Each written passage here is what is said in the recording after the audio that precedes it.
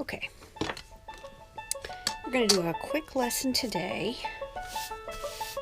on how to draw a cross, like so, that one. And I'm going to show you my tools first. This is a simple wooden paint stirrer that they give you at the store whenever you buy a gallon of paint. So those are always handy, and I never use them. And I have my mechanical pencil. This is a Statler Mars mechanical pencil. If you push on the far end, the graphite will come right out. It's got a little set of grippers right there.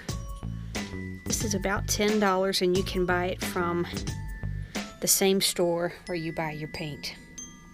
In a pinch, if you want to go to the art supply store and splurge, they've got them. I think they run about $10, and so do a pack of leads, or graphite rather. This is my poor, used up, kneaded eraser.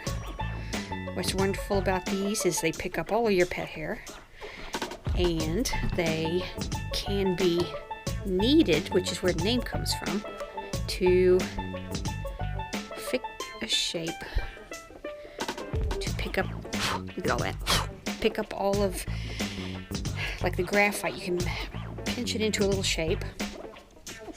They look a lot nicer when you first get them, more of a blue-gray, but anyway, I keep mine until there's so much pet hair that I just can't stand them anymore.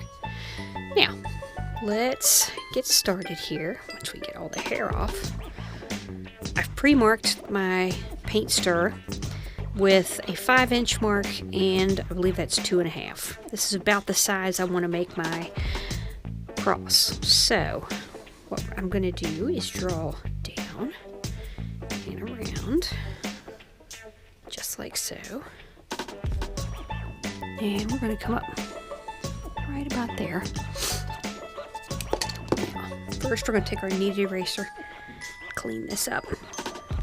Great thing is the kneaded eraser takes the graphite off without tearing your page up really bad too.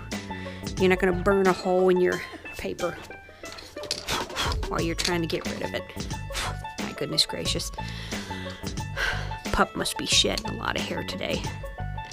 Now, line up your paint stick with your marks, like line up the sides with the end right here, and just finish that shape. I think I'd like this a little darker. Right there.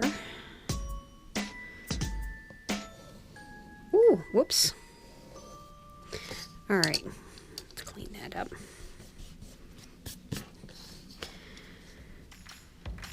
And of course, these little things aren't perfect, the shape of your wooden paint stirrers by any means. That's what you'll learn when you break them out and start using them. But that's okay. Now, that little 2.5-inch mark isn't enough, so I'm going to make it a little longer. I lost my ruler. Don't know where it went. So I brought in my old standby. So let's just mark this on there, so it's 1 3/4. And that's we're going to do that over here on this side as well, because you do want to get your cross even. You don't want one side longer than the other, because it starts to look really weird. And enough of our drawings end up really weird that we don't need to make another one that way. So mark it out to there.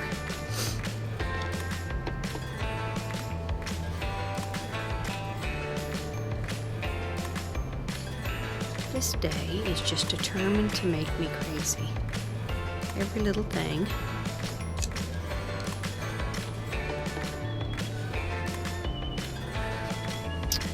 Oh gosh, golly gee, let me just draw that one down. There we go. Now, let's erase out a couple of those little things there. Again, this is getting you the start of your drawing. Once you're done drawing it, you can actually go back and do a lot of details. So we can clean it up and really make it look nicer and sharper. But anyway, now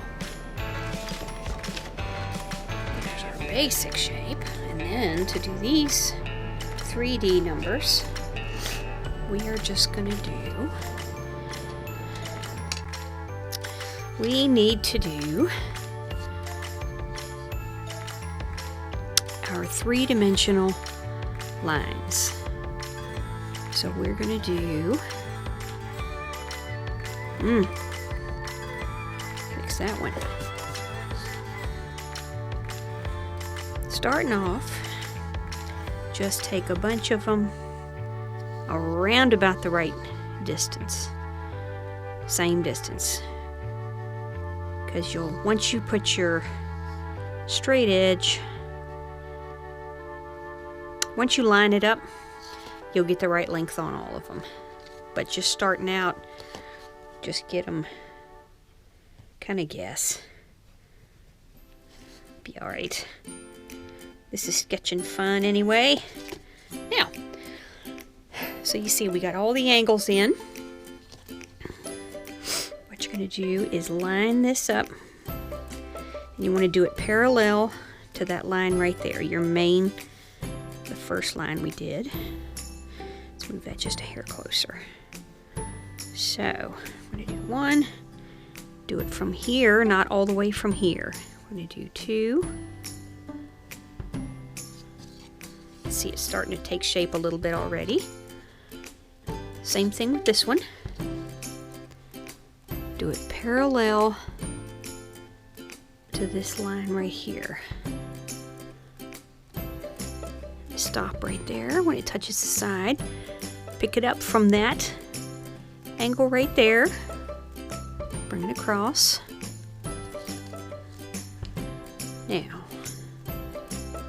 this one we're doing the same thing. Run this line parallel here. Too short.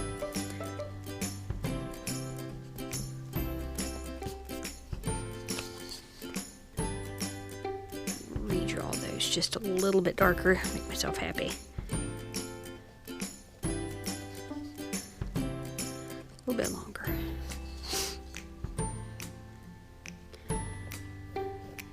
Okay, so let's do it right there. Get rid of those lines. Right there. Redraw that one stronger.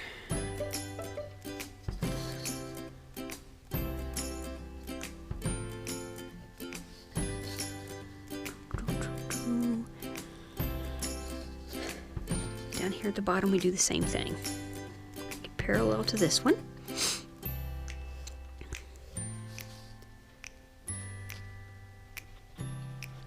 All right. Now, if you want to get that real three-dimensional feeling, we'll go back in and put a little bit of cross-hatching here for shading.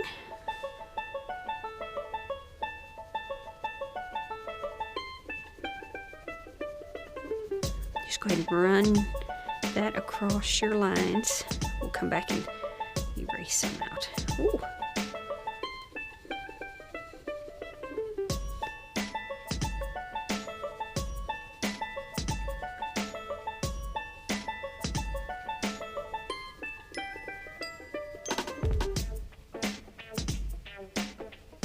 All right.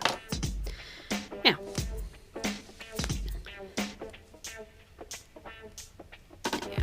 let's angle this. And we're going to erase where that came over.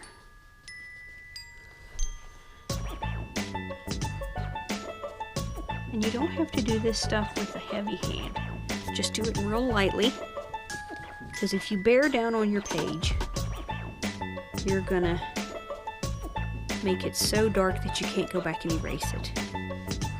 And that's a real mistake for beginning art, because you just don't want to dig into the paper. Like, you really want to do it light, and then you can come back and darken it up when you're just about done. And do like I was saying, bring it to those edges, right to those corners, and then stop. Don't run it all the way through like we did with the first line.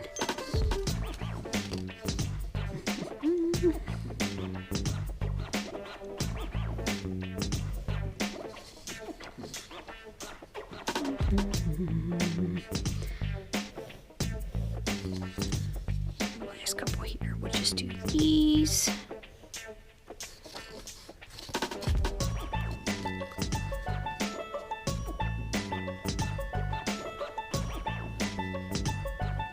Not happy with that one, so just want that a little different. You can add all kinds of details after you've got your basic construction in. You can come back and do all kinds of different things. You can add color, you can add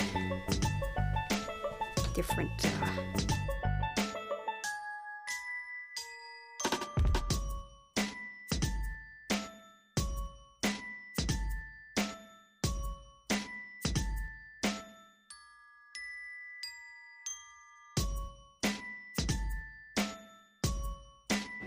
if you don't have a mechanical pencil, you can use the number 2, just the standard pencil like you use at school. The HB number 2 at the end stands for the hardness of the graphite, just the same as the one you're using in the mechanical pencil.